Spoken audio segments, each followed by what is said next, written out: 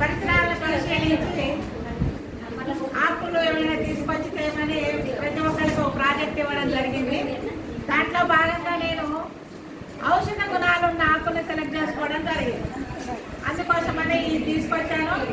మీ అందరికీ తెలుసు, దీనిలో బహుళ ఔషధ గుణాలు ఉన్నాయి. దీని గాలి పీల్చడం ద్వారా శ్వాస సంబంధమైన సమస్యలు పోతాయి. దీని వేపములతో దండదానం చేయడం వల్ల మేడం దయచేసి వినండి, కంటి సమస్యలు ఉంటే కూడా తొలగిపోతాయి. ఈ లేత చిగురు ఆకులు వేపాకులు తినడం వల్ల షుగర్ సమస్యలు ఉంటే తగ్గిపోతాయి. అదేవిధంగా ఇంటి వైపున ఎక్కడైనా పెరట్లో వేప చెట్టు ఉంటే వేపగాలు చాలా బాగుంటుంది. కాబట్టి అందరూ కూడా మీ పెరళ్ళలో వేప మొక్కను నాటండి, చెట్లని సంరక్షించండి. ఏమైనా తప్పులు ఉంటే క్షమించండి.